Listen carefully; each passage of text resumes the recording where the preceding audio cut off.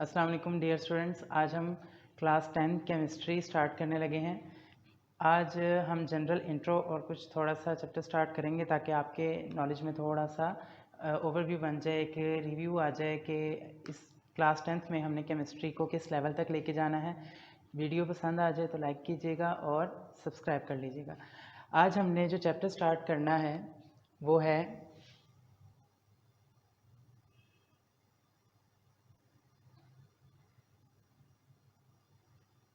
Chemistry chapter 9 start करना है और हमारा जो चैप्टर है वो है chemical equilibrium.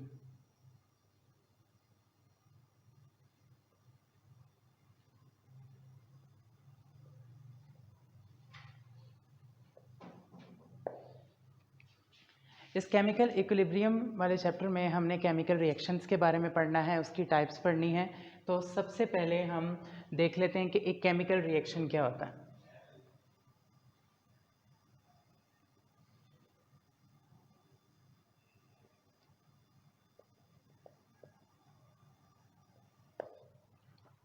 Basically chemical reaction क्या है, अगर हम आम अल्फाज में देखें कि हम दो रिएक्टेंट्स हैं, उनको हम रिएक्ट करवाते हैं तो कितने टाइम में रिएक्टेंट और प्रोडक्ट की कंसंट्रेशन चेंज हो रही है, यानी कितना रिएक्टेंट प्रोडक्ट में कन्वर्ट हो रहा है, रिएक्टेंट कम होना शुरू हो जाएगा और प्रोडक्ट ज़्यादा होना शुरू हो जाएगा। तो कितने टाइम में ये तमाम प्रोसेस हो रहा है, तो हमने उस टाइम के अकॉर्डिंग हमने अपना कंसंट्रेशन देखनी है रिएक्टेंट की और प्रोडक्ट की। तो इसकी डेफिनेशन बनेगी the rate of change of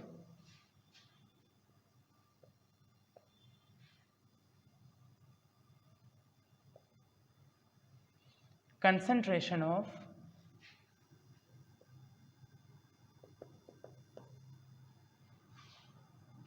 reactant or product with respect to time। ठीक है, हमने rate of change of concentration देखनी है कि रिएक्टेंट और प्रोडक्ट की concentration with respect to time कैसे चेंज हो रही है। तो वो हमारे पास क्या है, केमिकल रिएक्शन है। केमिकल रिएक्शन के दो कंपोनेंट्स होते हैं,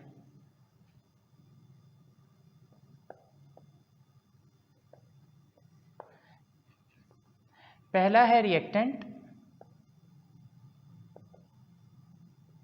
और दूसरा है प्रोडक्ट। रिएक्टेंट क्या है?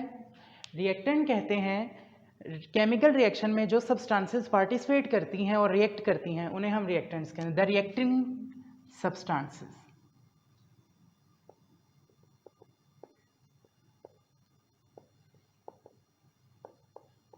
ठीक है, जो रिएक्टिंग सब्सटेंसेस हैं हमारे पास वो क्या हैं, रिएक्टेंट्स हैं। इसके बाद अगर प्रोडक्ट को मैं बताऊं तो प्रोडक्ट क्या है, रिएक्टिंग सब्सटेंस जब रिएक्ट करते हैं तो उसके रिजल्ट में जो सब्सटेंसेस बनते हैं उन्हें हम प्रोडक्ट कहते हैं। तो substances formed as a result of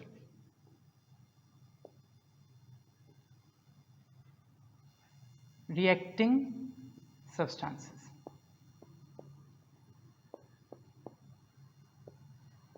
यानी जब रिएक्टिंग सब्सटेंसेस रिएक्ट करेंगे तो उसके रिजल्ट में जो आपके पास बनेगा सब्सटेंस उसे हम क्या कहेंगे,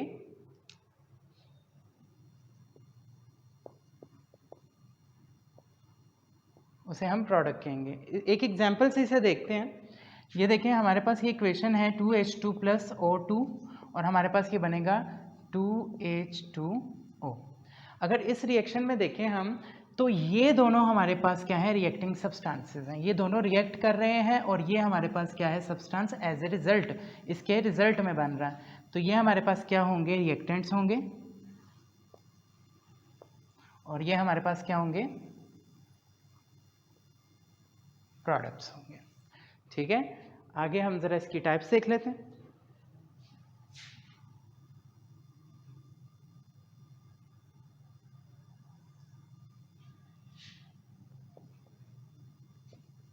टाइप्स ऑफ केमिकल रिएक्शन।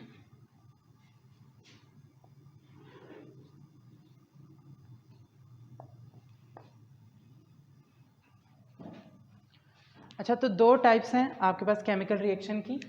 पहली हमारी जो टाइप है वो है irreversible reaction,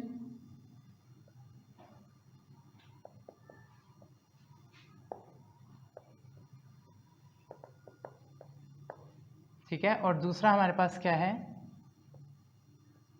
reversible reaction.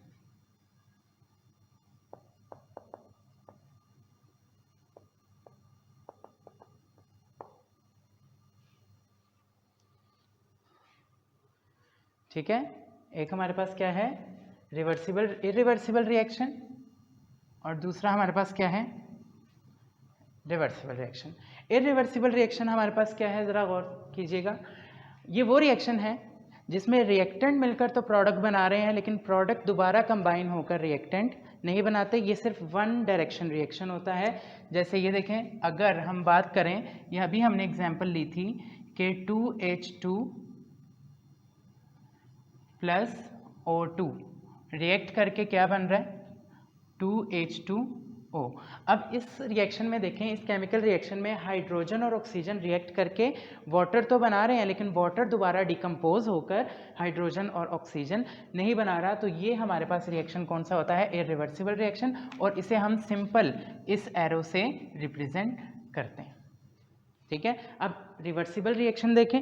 Reversible reaction में क्या है कि रिएक्टेंट्स मिलकर प्रोडक्ट्स बनाते हैं, और प्रोडक्ट्स जो हैं या तो वो कंबाइन होकर रिएक्टेंट बना देते हैं दोबारा, या डिकम्पोज होकर बना देते हैं। तो देखें यहाँ पर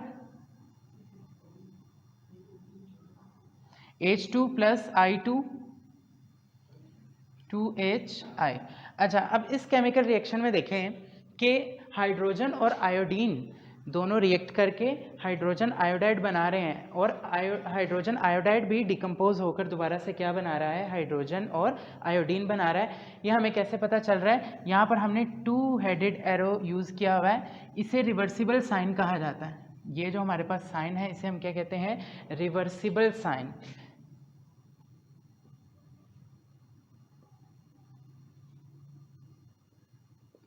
ठीक है, तो अगर किसी भी केमिकल रिएक्शन में आपको ये रिवर्सिबल साइन नजर आए तो वो आपके पास कौन सा है, रिवर्सिबल रिएक्शन। रिवर्सिबल रिएक्शन में आपको दो पार्ट नजर आ रहे हैं, गौर से देखिएगा कि एक रिएक्शन आपका लेफ्ट से राइट की तरफ हो रहा है और दूसरा रिएक्शन आपका राइट से लेफ्ट की तरफ, यानी दो रिएक्शन आपको एक ही रिएक्शन में नजर आ रहे हैं। एक को हम कहते हैं फॉरवर्ड रिएक्शन,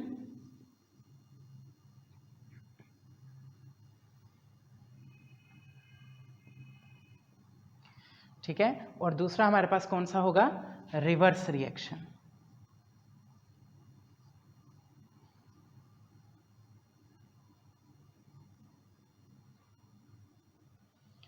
अच्छा, फॉरवर्ड रिएक्शन की जो पहली प्रॉपर्टी है वो क्या है कि ये इसमें क्या है, सिर्फ रिएक्टेंट मिलकर क्या बनाते हैं, रिएक्टेंट्स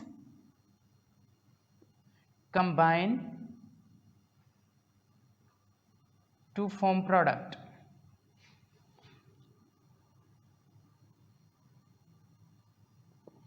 ठीक है, रिएक्टेंट मिलते हैं और आपके पास क्या बनता है, प्रोडक्ट बनता है।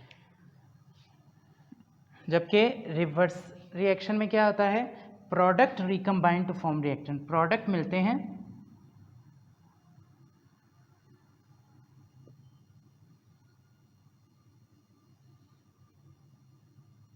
To form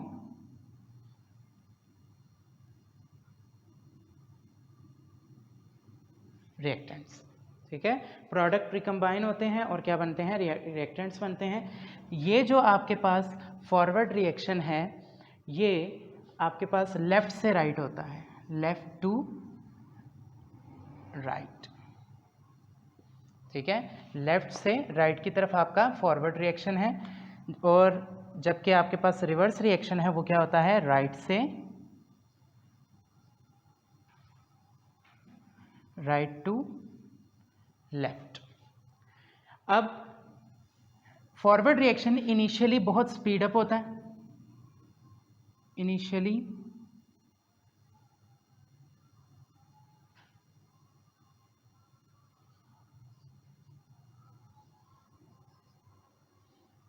its speed is high,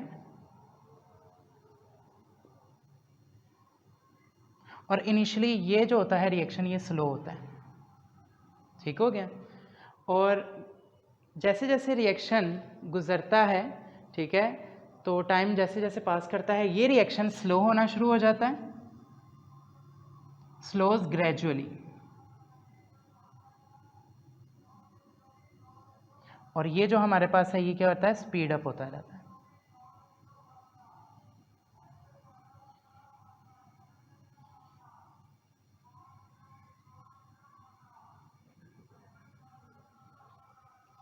ठीक है, यहाँ तक हमने क्या देखा, केमिकल रिएक्शन देखा, केमिकल रिएक्शन के कंपोनेंट देखे, उसके बाद हमने उसकी टाइप्स देखी हैं, ठीक है, इरिवर्सिबल और रिवर्सिबल रिएक्शन। और रिवर्सिबल रिएक्शन के दो पार्ट्स हैं, एक है फॉरवर्ड रिएक्शन और दूसरा है रिवर्स रिएक्शन। आपको पेज नंबर 6 पे इसका डिफरेंस भी बॉक्स में मिल जाएगा, आप उसे देख लीजिएगा।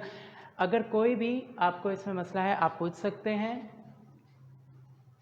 और ये था बच्चों हमारा आज का इंट्रो। और केमिस्ट्री में आगे इस तरह के हमने सिर्फ केमिकल रिएक्शंस पर ज़्यादा फोकस करना है, तो आप इसे जितना लिख कर याद करेंगे वो आपके लिए फ़ायदा है।